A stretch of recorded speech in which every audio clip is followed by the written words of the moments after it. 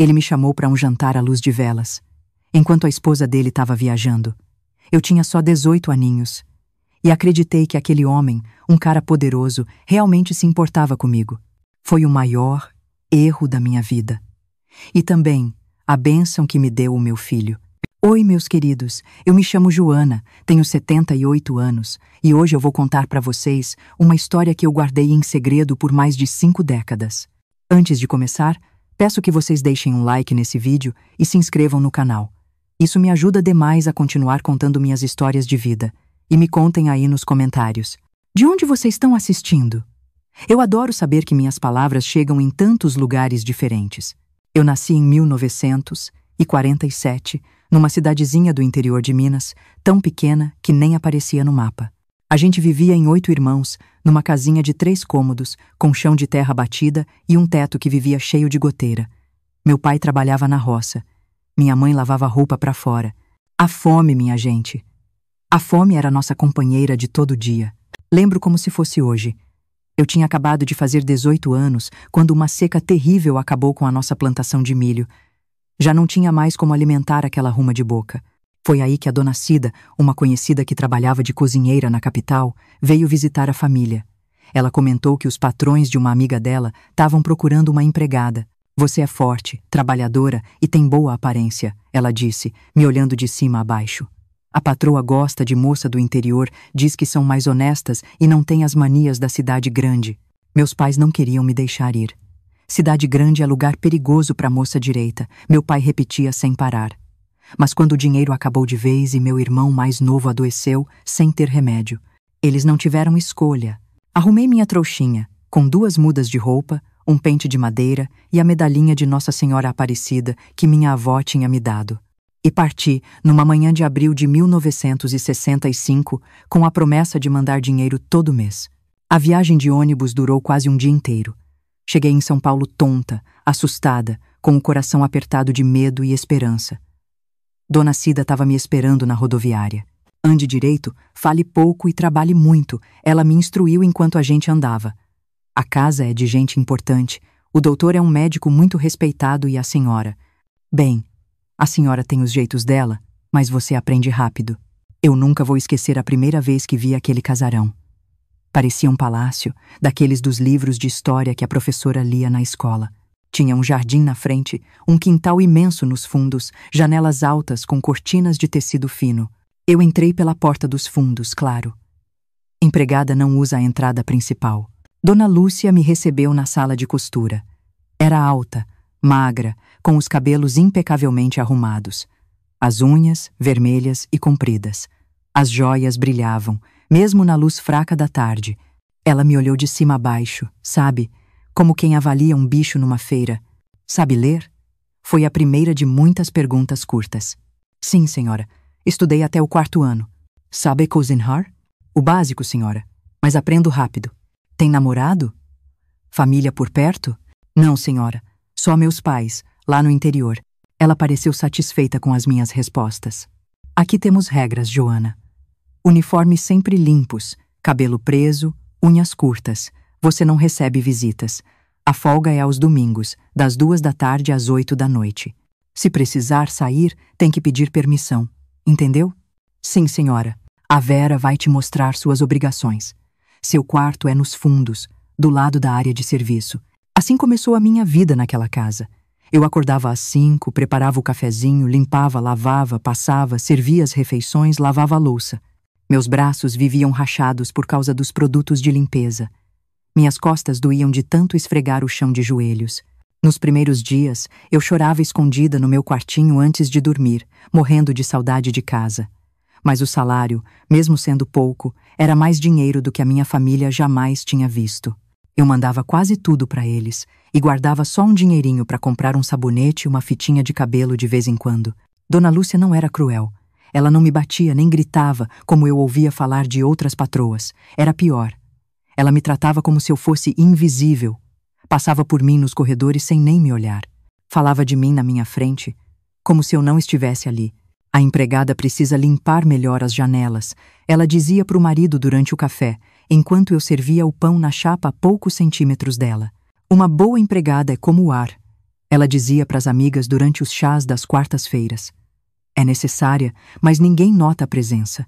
E lá estava eu, servindo biscoitinhos amanteigados em bandejas de prata, fingindo não ouvir, fingindo não existir. O Dr. Ricardo era diferente. Tinha uns 50 anos, cabelos grisalhos dos lados, sempre elegante nos seus ternos bem cortados. Ele me tratava como... bem, não como uma igual, claro, mas pelo menos como gente. Bom dia, Joana. Ele dizia quando entrava na cozinha para pegar o jornal. O café está ótimo hoje, ele comentava às vezes, para a irritação mal disfarçada da esposa. Ricardo, ela o repreendia, quando achava que eu não podia ouvir. Não seja tão familiar com a criada. Isso dá margem para liberdades que a gente não deve permitir. Minha rotina era um cansaço só, mas era sempre a mesma coisa. Até aquela noite de junho que mudou tudo. Dona Lúcia tinha viajado para visitar a irmã doente em outra cidade.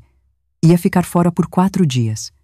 Foi a primeira vez que ela se ausentou desde que eu comecei a trabalhar lá, 3 meses antes. O Dr. Ricardo ficou, dizendo que tinha uns compromissos que não podia adiar no hospital. Na primeira noite, tudo normal. Servi o jantar, ele comeu sozinho na sala de jantar e eu esperei na cozinha. Na segunda noite, porém, alguma coisa mudou. Joana, ele me chamou quando eu coloquei o prato na frente dele. Por que não se senta comigo? É tão triste jantar sozinho. Eu fiquei paralisada, com a jarra de água tremendo um pouco na minha mão. Não sei se seria certo, doutor. Só hoje, ele insistiu, com um sorriso que eu nunca tinha visto. A Lúcia só volta na sexta, e eu detesto comer sozinho. Eu hesitei, mas acabei aceitando. Sentei na pontinha da cadeira, dura, sem graça, olhando para as minhas mãos no colo. Ele serviu vinho para nós dois. Eu nunca tinha provado aquilo. O gosto era estranho, mas era bom. E logo eu senti um calor subindo pelo meu rosto, uma leveza que eu não conhecia. A gente falou de coisas simples no começo, o tempo, a cidade, as diferenças do interior.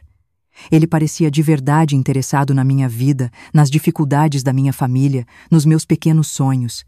Nossa, ninguém nunca tinha me dado tanta atenção. Sabe, Joana, ele disse depois da segunda taça, você é diferente das outras empregadas que a gente teve.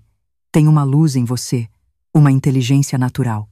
Eu não sabia como responder a um elogio daqueles. Ele continuou falando, agora sobre o casamento dele. A Lúcia e eu... Não é o que parece. A gente casou porque nossas famílias queriam, mas nunca teve. Sabe? Amor de verdade. Ela é uma mulher fria. Sempre foi. Aquela confissão me pegou de surpresa. Era um assunto proibido, coisa que empregada não devia saber dos patrões. Mas o vinho tinha me deixado mais solta, e eu senti uma conexão estranha com aquele homem que pela primeira vez parecia me enxergar de verdade. Foi quando ele se levantou para buscar mais vinho que tudo mudou. Na volta, ele parou atrás da minha cadeira.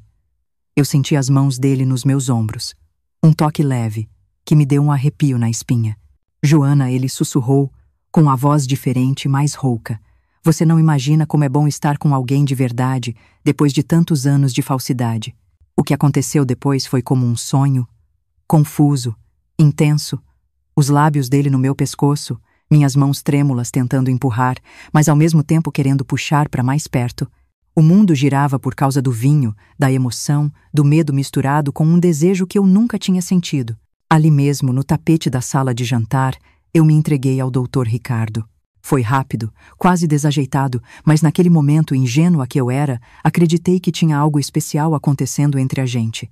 Que talvez, de algum jeito impossível, aquele homem sentia alguma coisa por mim. Na manhã seguinte, o Dr. Ricardo mal olhava na minha cara durante o café. Ficou escondido atrás do jornal, respondendo com uma palavra só quando eu tentei puxar assunto. O homem caloroso e interessado da noite anterior tinha sumido. No lugar dele, estava o patrão distante de sempre. Doutor, eu tentei falar, enquanto recolhia a xícara vazia, sobre ontem à noite. Joana. Ele me cortou, a voz baixa e tensa. O que aconteceu foi um erro terrível. Nós dois tínhamos bebido. Não estávamos em nosso juízo perfeito. Isso nunca deve ser mencionado de novo. Nunca. A dureza das palavras dele foi como um tapa na minha cara. Engoli as lágrimas. Assenti com a cabeça como um robô. Voltei para a cozinha com o coração pesado. Como eu pude ser tão boba? Como pude acreditar, mesmo que por um segundo, que eu podia significar algo para ele, além de uma distração, um corpo disponível numa noite de solidão? Os dias seguintes foram um exercício de humilhação em silêncio. O Dr. Ricardo saía cedo e voltava tarde, evitando ficar sozinho comigo. Quando Dona Lúcia voltou, ele demonstrou um carinho exagerado pela esposa, como se quisesse compensar alguma coisa. Nossa, o Ricardo tá tão atencioso, ela comentou. Surpresa. Até me trouxe flores. Deve ter sentido minha falta. Cada palavra era uma pequena facada. Eu continuei meu trabalho de cabeça baixa, tentando ser o mais invisível possível. Até que 6 semanas depois, eu percebi que algo estava errado. Muito errado. Minha menstruação, que era sempre um reloguinho, não veio. Esperei 1 semana, 2, rezando toda a noite. Na 3ª semana não dava mais para negar. Eu estava grávida do Dr. Ricardo. O desespero que eu senti. Minha gente, é algo que eu não consigo descrever nem depois de tantos anos. Era 1965. Eu tinha 18 anos, solteira, sem família na cidade, sem amigas, sem dinheiro guardado, e carregava no ventre o filho do meu patrão, um homem casado, 30 anos mais velho, que mal conseguia olhar para mim. Meu primeiro pensamento foi fugir. Voltar para o interior. Inventar qualquer história. Mas como eu ia encarar meus pais? Como ia explicar a barriga crescendo? E mesmo que eu inventasse um namorado imaginário, como eu ia sustentar uma criança sozinha? Numa época em que mãe solteira era quase uma sentença de exclusão social. Por dias eu vomitava escondido de manhã, disfarçando o mal-estar. Emagreci, fiquei pálida. Dona Lúcia notou, mas achou que era alguma coisa de mulher e me deu um chá de boldo para tomar. Ironicamente, o chá até ajudou com os enjoos. Finalmente, depois de muita agonia, eu criei coragem para falar com o Dr. Ricardo. Esperei um momento em que a Dona Lúcia tinha saído para a aula de pintura e o encontrei no escritório. Doutor, comecei, com a voz trêmula. Preciso lhe falar uma coisa importante. Ele levantou os olhos dos papéis, impaciente. O que foi, Joana?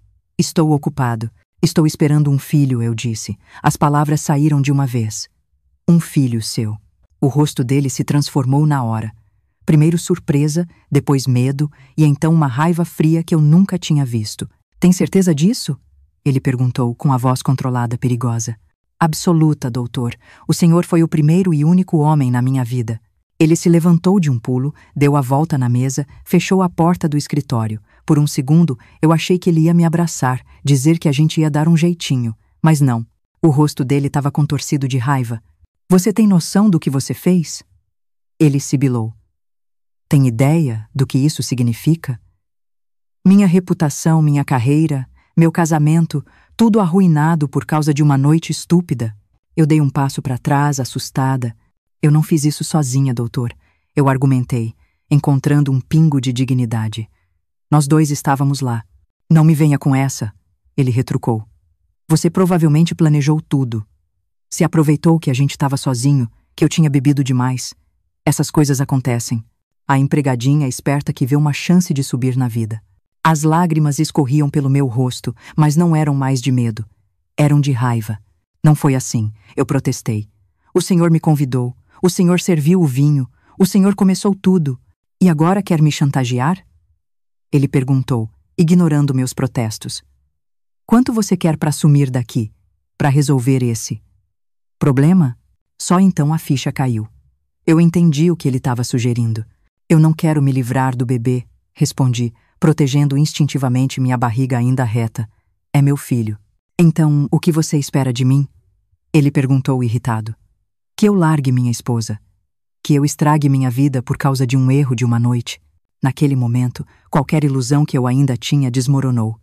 O homem na minha frente não era o mesmo que tinha me feito sentir especial. Esse era frio, calculista, preocupado só com ele mesmo. Não espero nada do senhor, respondi por fim, engolindo o orgulho ferido. Só achei que o senhor devia saber. Ele pareceu relaxar um pouco. Bom, isso é sensato da sua parte. Ele passou a mão nos cabelos, pensando. Vou te dar um dinheiro, o suficiente para você recomeçar em outro lugar. É o melhor para todos nós. E se eu não quiser ir? Perguntei, surpresa com a minha própria coragem. Este é meu emprego, meu sustento. O olhar dele endureceu de novo. Não seja boba, Joana. Você acha que pode continuar aqui? Que a Lúcia não vai notar quando sua barriga começar a crescer? E quando a criança nascer? Com os meus olhos, o meu queixo, ele balançou a cabeça. Não, você precisa ir embora. É a única solução. Saí do escritório derrotada, humilhada, com a promessa de um envelope com dinheiro que ele ia me entregar no dia seguinte. Passei a noite em claro, chorando baixinho, tentando achar uma saída. Na manhã seguinte, algo inesperado aconteceu. Dona Lúcia entrou na cozinha enquanto eu preparava o café. Ela estava pálida, como eu nunca tinha visto. Joana, ela disse, com a voz estranhamente calma, venha ao escritório quando terminar aqui. Meu coração disparou. Será que o Dr. Ricardo tinha contado? Ou pior, será que ela tinha ouvido nossa conversa?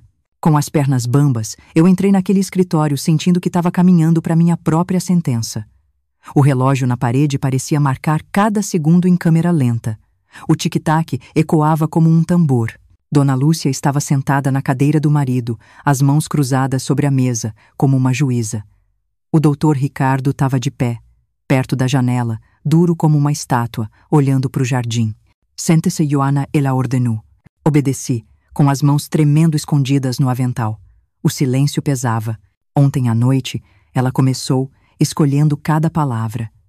Eu estava procurando uns recibos do contador no escritório, e encontrei isso na gaveta do Ricardo. Ela empurrou um papel na minha direção. Era uma anotação com a letra do doutor. Dinheiro para Joana. Problema urgente a resolver. Meu sangue gelou. Ali estava a prova da minha vergonha, escrita pela mão do homem que, por uma noite, me fez sentir especial. Achei curioso? Continuou Dona Lúcia, com uma calma que dava mais medo que qualquer grito. Por que meu marido estaria dando dinheiro para a empregada para resolver um problema urgente? Eu procurei o olhar do Dr. Ricardo, implorando por ajuda. Mas ele continuava olhando para longe, como se pudesse fugir dali só com a força do pensamento. Confrontei o Ricardo, é claro, ela prosseguiu, mas ele se recusou a dar detalhes. Disse só que você precisava de ajuda. Ela se inclinou para frente, os olhos cravados nos meus. Então decidi ouvir de você mesma. Que problema é esse, Joana? Que meu marido está tão ansioso para resolver com dinheiro?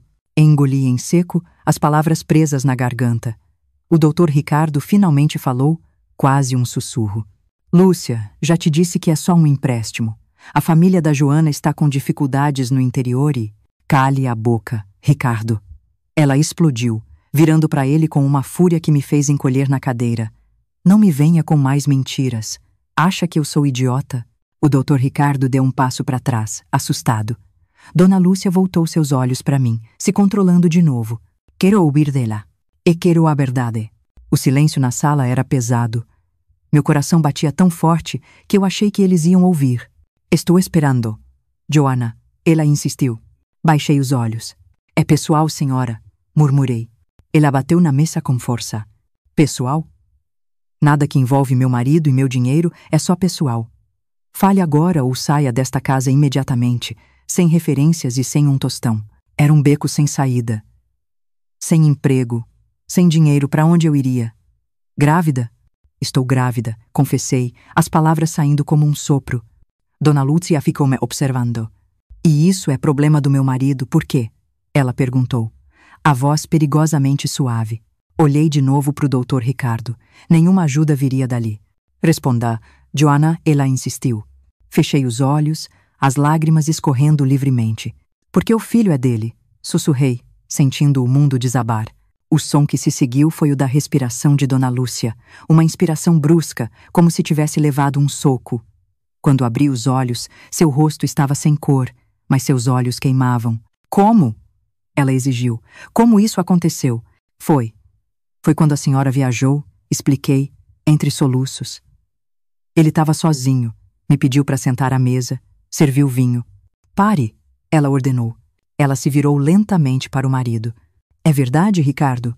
Elle hésitou, depuis assentu devagar. O que aconteceu em seguida foi uma explosão. Dona Lúcia atravessou a sala e deu um tapa na cara do marido. Com força. Seu canalha. Seu porco nojento. Outro tapa. Na minha própria casa, som a empregada. O Dr. Ricardo não reagiu. Lúcia, por favor, baixe a voz. As paredes têm ouvidos. E você se preocupa com isso agora? Ela sibilou. Devia ter pensado nisso antes de se deitar com a criada. Foi só uma vez. Ele tentou justificar. Eu dispensei a Vera e a Zezé mais cedo. Ninguém viu, ninguém soube. Por favor, Lúcia, não precisa transformar isso num escândalo. Ela se afastou do marido, respirando fundo. 20 anos, Ricardo. 20 anos de dedicação, de construir seu nome, de ser a esposa perfeita. E é assim que você me paga? Trazendo a vergonha para dentro da nossa casa? Foi um erro terrível, ele murmurou. Um momento de fraqueza. Não significou nada, Lúcia, eu juro. Cada palavra dele era uma agulha no meu coração. Dona Lúcia se virou para mim, os olhos frios. E você? O que esperava conseguir com isso? Que ele me largasse? Que te transformasse na nova senhora da casa? Não, eu protestei. Só achei que ele devia saber que talvez se importasse. Se importasse? Ela repetiu, incrédula. Com a empregada que abriu as pernas na primeira oportunidade? Que ingenuidade. Ela se virou de novo para o marido. E você, Ricardo? Você se importa? Ele hesitou só um segundo, mas foi o suficiente. É claro que não, ele murmurou.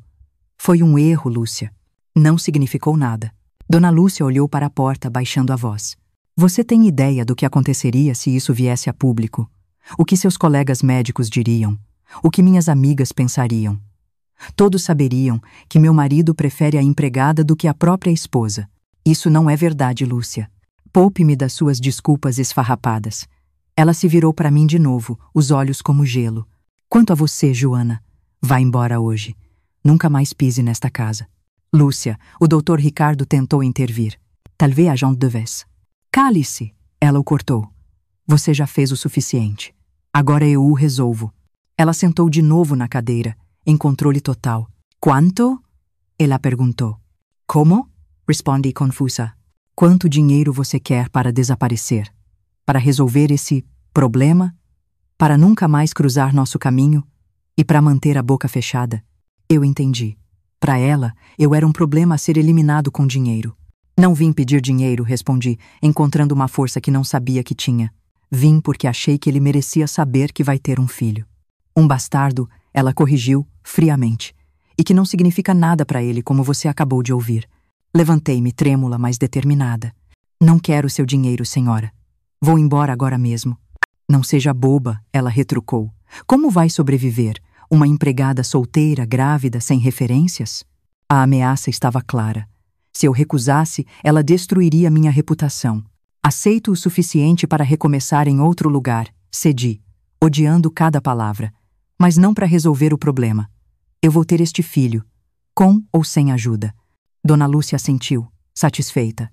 O Ricardo vai lhe dar 3 meses de salário. É mais do que merece. Em troca, você sai hoje e nunca mais nos procura. Para todo mundo, este filho é de um namorado que te abandonou. Entendido? Assenti em silêncio, engolindo a raiva e a humilhação. Vá arrumar suas coisas, ela ordenou. Quero você fora em 1 hora.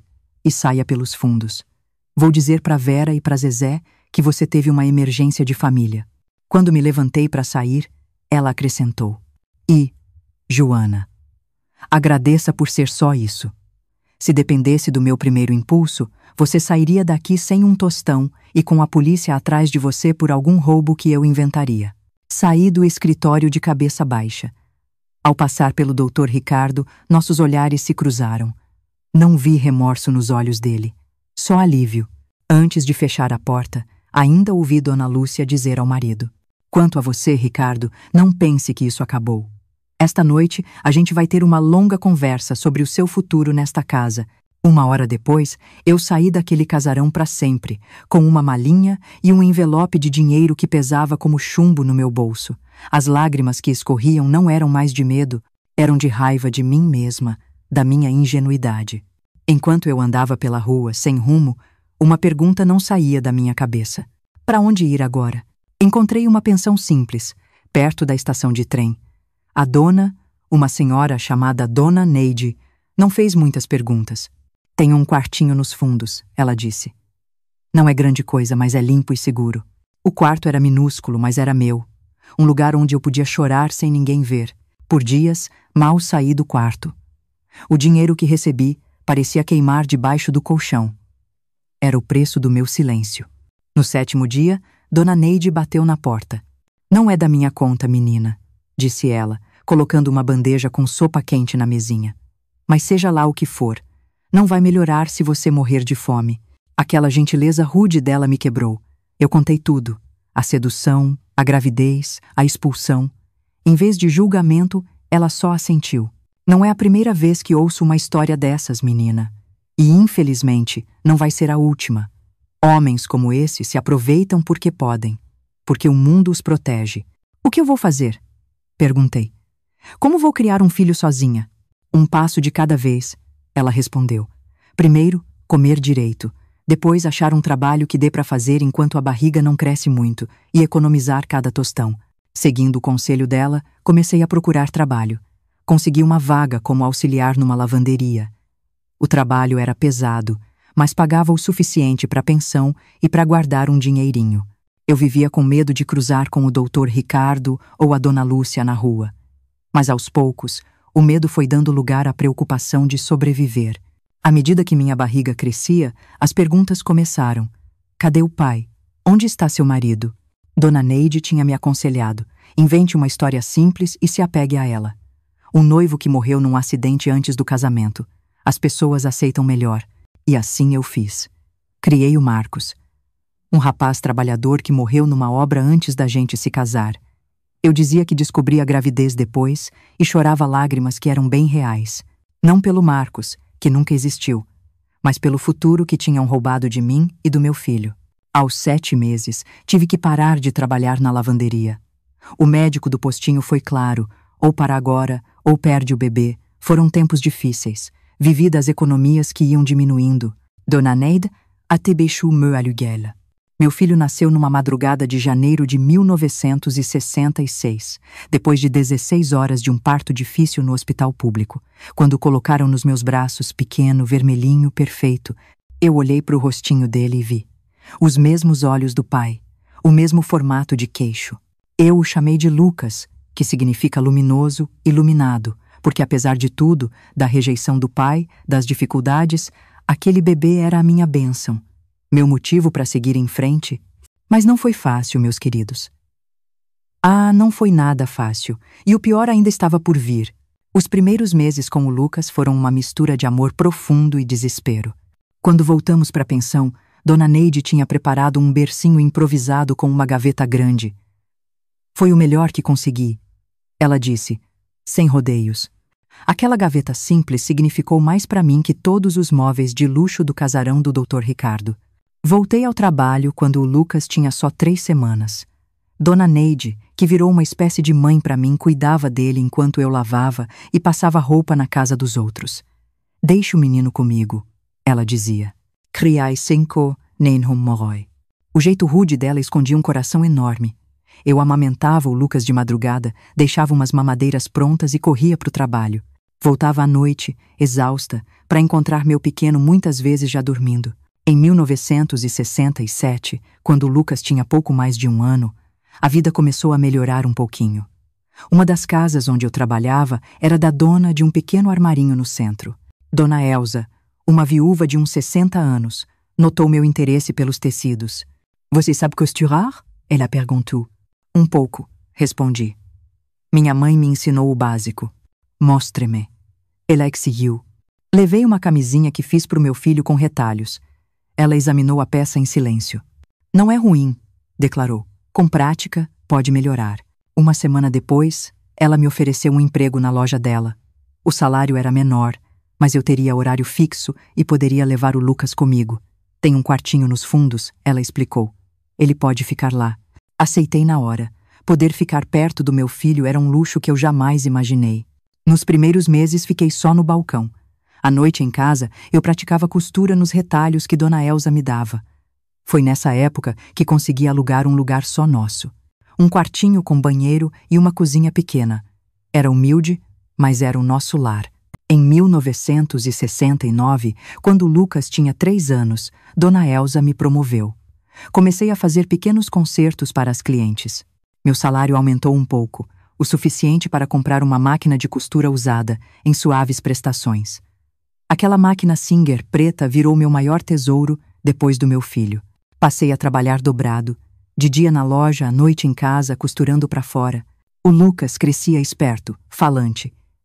E a cada ano, ficava mais parecido com o pai. Mamãe, onde está meu pai? Ele perguntou pela primeira vez, aos 4 anos. Eu estava preparada. Seu pai era um homem bom, Lucas. Ele se chamava Marcos.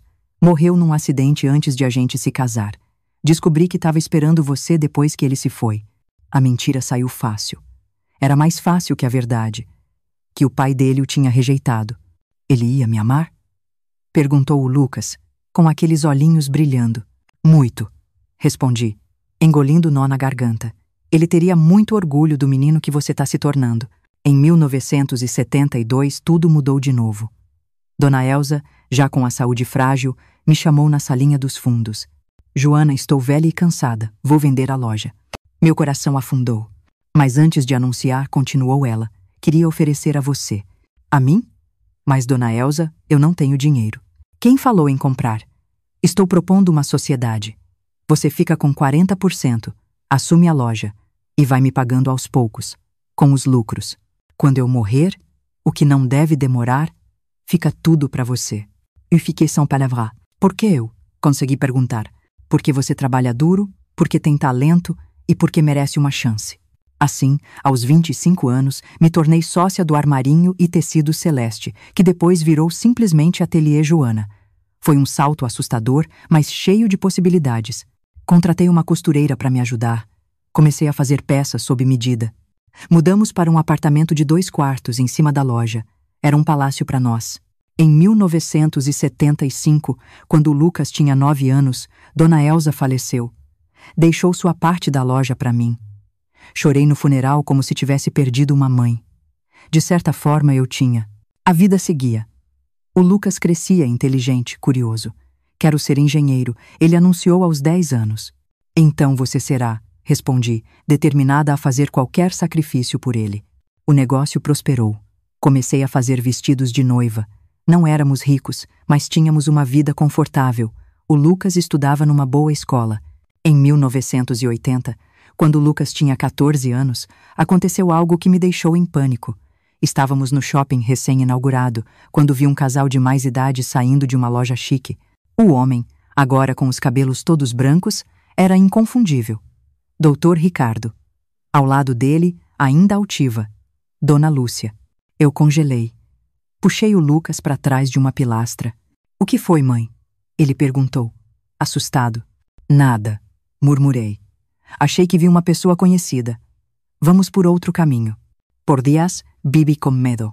Será que eles me viram? Será que notaram o Lucas? Mas nada aconteceu. Talvez não tivessem me reconhecido. Ou talvez não se importassem mais. Mas algo tinha mudado em mim. A visão do Dr. Ricardo reacendeu sentimentos que achei que estavam enterrados. Raiva, misturada com um estranho sentimento de triunfo. Eu sobrevivi. Eu criei nosso filho. Sozinha. Naquela noite, olhando para o Lucas estudando, eu tomei uma decisão. O segredo estava pesado demais. Talvez fosse hora de contar a verdade. Mas o destino tinha outros planos. E nosso passado veio nos encontrar de um jeito que eu jamais poderia ter imaginado. O ano de 1981 começou com grandes mudanças. O Lucas, prestes a fazer 15 anos, estava cada dia mais parecido com o Dr. Ricardo. A loja ia de vento em popa, já ocupava 2 andares e eu tinha 8 costureiras. Numa tarde de março, minha assistente, a Sandra, entrou apressada. Dona Joana, tem um senhor querendo falar com a senhora. Disse que é importante. Quem é? Perguntei. Não quis dizer o nome. É um senhor idoso, bem vestido. Parece médico. Meu coração deu um pulo. Diga que estou ocupada. Atendo em 20 minutos. Aqueles 20 minutos pareceram uma eternidade. Quando finalmente fui até a recepção, lá estava ele. 15 anos mais velho, o cabelo todo branco, mais magro, mas era ele. Doutor Ricardo. Joana, ele disse. Você está diferente. Pô. 15 anos. E era só isso que ele tinha a dizer? O que o senhor deseja, Dr. Ricardo? Perguntei, com a voz firme. Ele pareceu surpreso com a minha frieza. Podemos conversar em particular? Levei ele até meu escritório. Estou impressionado, ele comentou, olhando em volta. Você construiu algo admirável aqui. Não foi fácil, respondi, seca. O que o senhor quer? Ele suspirou. Eu vi vocês. No shopping, há alguns meses. Você e o rapaz. Tentei ignorar. Disse a mim mesmo que era coincidência. Mas não consegui esquecer. Aqueles olhos. São os meus olhos, Joana. É meu filho, não é? 15 anos de segredos e sacrifícios. E agora ele vinha com essa pergunta. Uma fúria que eu não sabia que ainda existia, subiu. Agora é seu filho? Perguntei. Quando você me ofereceu dinheiro para resolver o problema, não parecia seu filho. Quando deixou sua esposa me expulsar como um bicho, não parecia preocupado com o seu filho. Ele baixou os olhos. Eu cometi erros terríveis, Joana. Não há um dia em que eu não me arrependa. Arrependimento? É fácil se arrepender agora, 15 anos depois, quando o trabalho duro ficou todo para mim. Como ele se chama? Ele perguntou. Hesitei. Mas respondi. Lucas. Significa iluminado. Um sorriso triste apareceu no rosto dele. Bonito nome. E, como ele é? Algo na curiosidade genuína dele me fez baixar a guarda. É inteligente. Ama física, matemática. Quer ser engenheiro. É quieto, teimoso quando acredita em alguma coisa. Fiz uma pausa. Tem o seu queixo e os seus olhos. Ele absorveu cada palavra. Parece um rapaz extraordinário. Ele é, confirmei. Apesar de tudo, ele sabe? Sobre mim? Balancei a cabeça. Não. Acredita que o pai era um operário que morreu antes de ele nascer. Ele assentiu devagar. Entendo. Foi. Mais fácil assim. Não foi fácil corrigir. Nada disso foi fácil. Depois de um longo silêncio, ele falou, quase um sussurro. Eu gostaria de conhecê-lo. Aquelas palavras caíram como uma bomba. Impossível. Respondi na hora. Que bem isso faria a ele. Saber que o pai está vivo, que o abandonou. Ele tem o direito de saber a verdade, Joana. A verdade? Que verdade? Que o pai dormiu com a empregada numa noite de tédio. Que ofereceu dinheiro para se livrar dele. Ele esfregou o rosto. Não precisa ser assim. A gente pode amenizar as coisas. Mais mentiras? Não. O Lucas está bem. Não vou deixar o senhor entrar agora e destruir tudo que eu construí. Elle se levantou et foi até a janela. A Lúcia faleceu. Ele disse de repente. Há 6 meses. Câncer. Eu não soube o que responder. Sinto muito. Ofereci. Por educação. Nos últimos dias, ele continuou, ela falou muito sobre você, sobre o que a gente fez. Acho que ela estava tentando acertar as contas. Um nó se formou na minha garganta. Por que está me contando isso? Perguntei. Ele se virou para mim, os olhos cansados. Porque não quero cometer o mesmo erro. Não quero chegar ao fim da minha vida com mais esse arrependimento. Eu quero conhecer meu filho, Joana. E quero ter a chance de pedir perdão a ele. Como estou pedindo a você agora. Eu estava prestes a mandá-lo embora quando a porta do escritório se abriu. Mãe, a Sandra disse que você estava aqui. E... Lucas parou ao ver o estranho. Meu coração quase parou também. Ali estavam eles, pai e filho, frente a frente. A semelhança era chocante. Desculpe, disse o Lucas. Não sabia que estava com um cliente. Não é um cliente? Respondi, a mente a mil. É, um velho conhecido. O doutor Ricardo olhava para o Lucas como se visse um fantasma. Você deve ser o Lucas, disse ele com a voz embargada. Sua mãe estava me falando de você. Sim, senhor, respondeu meu filho, estendendo a mão. E o senhor é? O tempo congelou. O doutor Ricardo olhou para mim, uma pergunta silenciosa nos olhos. Sou Ricardo. Ele respondeu, apertando a mão do filho.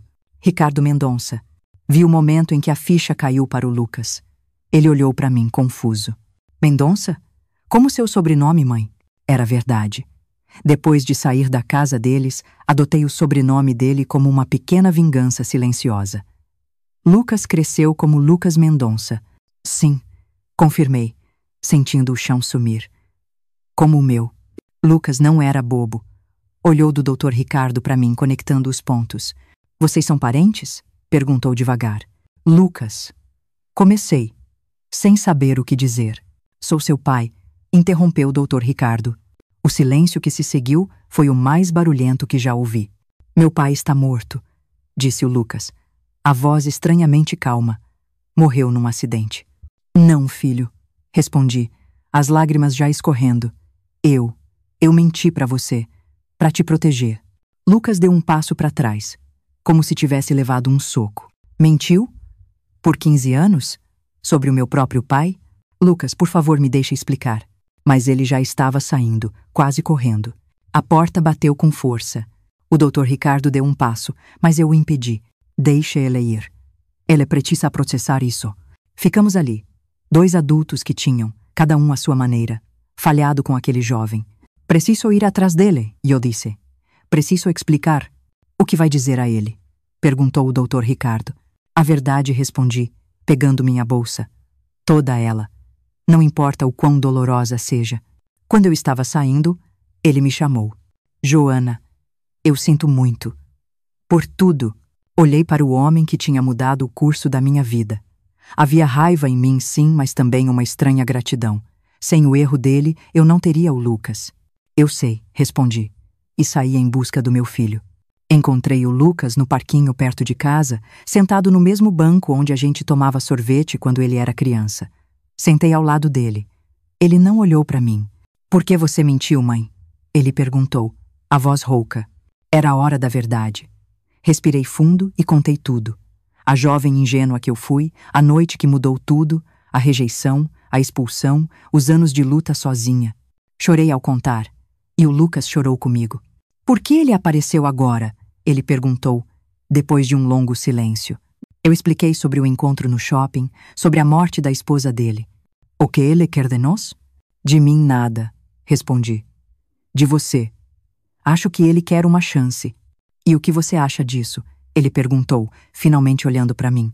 Acho que a decisão é sua, Lucas. Não minha.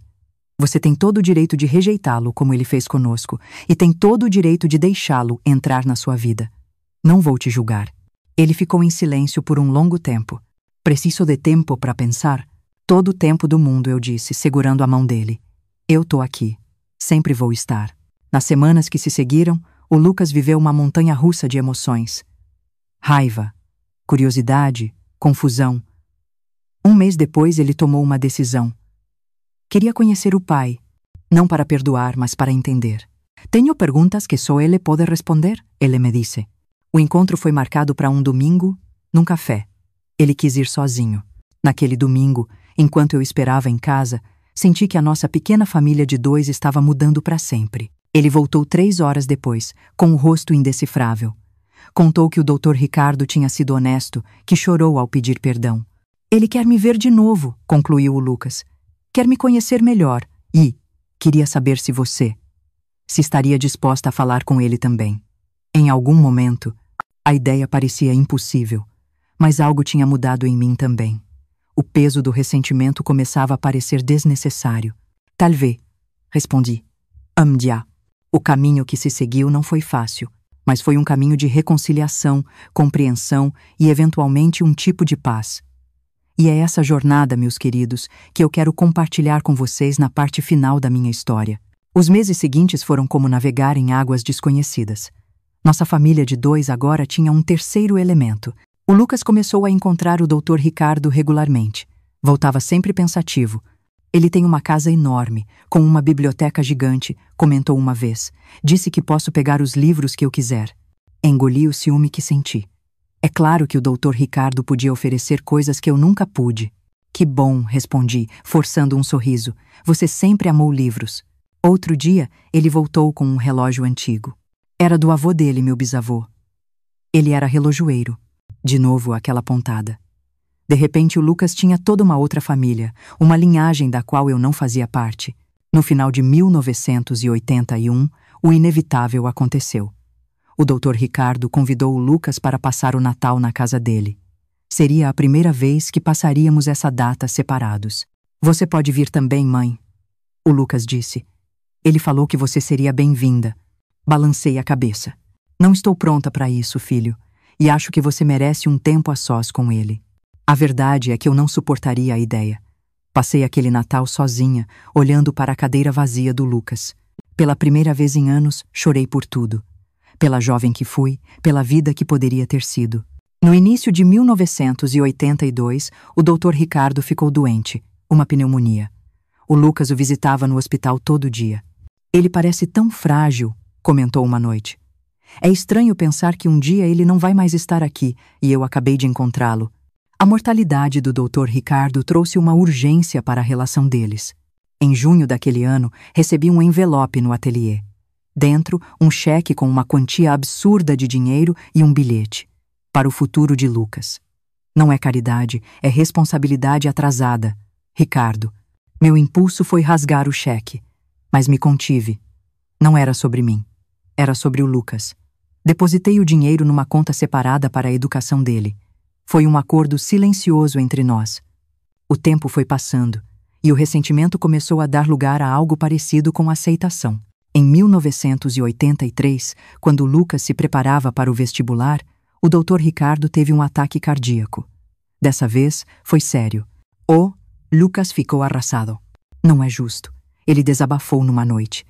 Finalmente tenho um pai, e agora posso perdê-lo. Abraçai-o forte. Ele perguntou por você, disse o Lucas, entre soluços. Disse que gostaria de te ver.